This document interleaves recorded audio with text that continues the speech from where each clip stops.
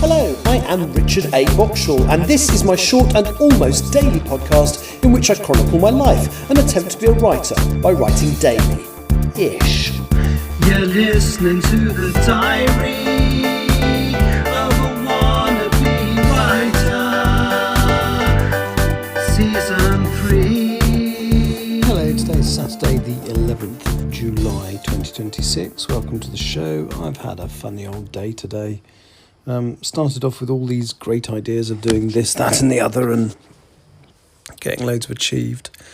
I did manage to get my washing out last night, and the intention was to pull it in this morning and set up the garden furniture before it got too hot. But I didn't. The washing is still is still out on the line. It'll no doubt rain before I get it in. I've had a really... It's probably just catching up for the jet lag. And the thing is, you doing the job I do, you do end up a lot more tired and you end up with sleep deficit. And I'm finally feel like I'm catching up on it. So it's all good. So I got up this morning and I've read a lot again. So I think the fact that I've got a nice place to read now really helps. But I read...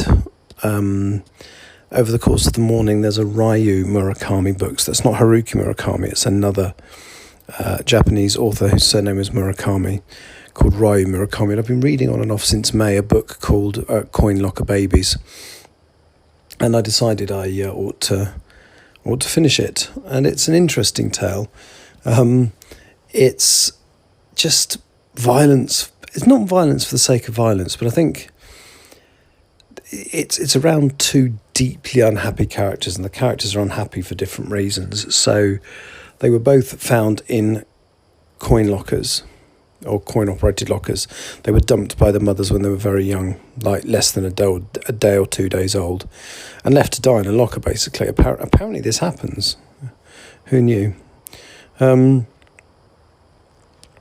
these two boys were found. They didn't die.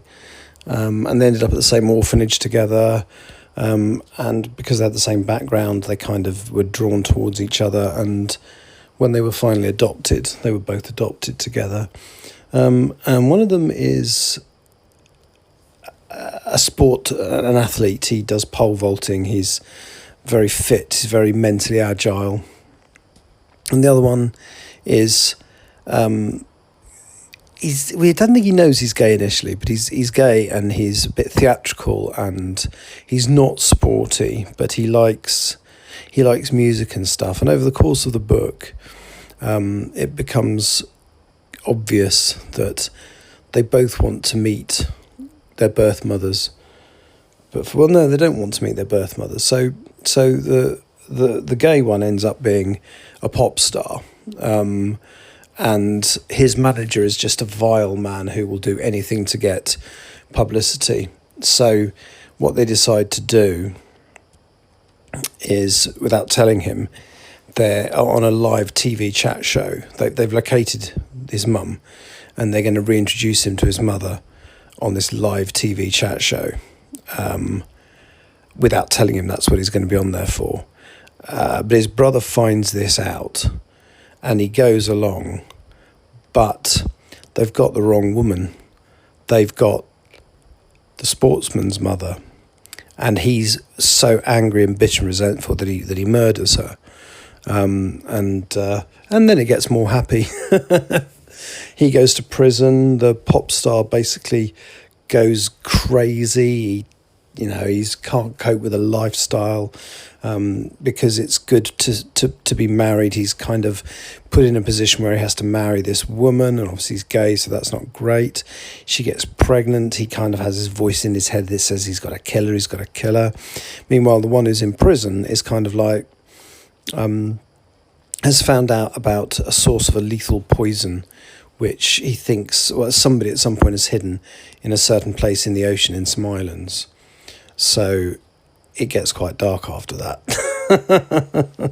It's a very interesting book. But unlike the Haruki Murakami stuff, where, bad things happen, but it's more sad and wistful than violent. Whereas in this book, you've got got the gay guy. There's one point where he's in a street and he's managed to talk this. Oh, this is going to be quite rude. But anyway, he talks this guy into giving him a blowjob, and then as he finishes, he caves his head in with a brick and stuff like that. It's like, okay, yeah. Whereas Haruki Murakami, there are sexual moments, but they tend to be. They're not like that. They're not. Also murder, and they don't feel seedy. But yeah, it was an interesting book. Then I've started reading Dune as well. So I've got a lovely folio. In fact, I've got all 4 of the Dune books Folio Society have released so far. I think there's 2 more to bring out. I thought I've bought all these things. I better read it. And obviously I'm vaguely aware of the story because I've seen the first part of the new movie, which I quite liked actually. But I'm reading the book and it's a big, chunky Folio Society hardback. And I've, by the end of this evening, I'm about a fifth of the way through.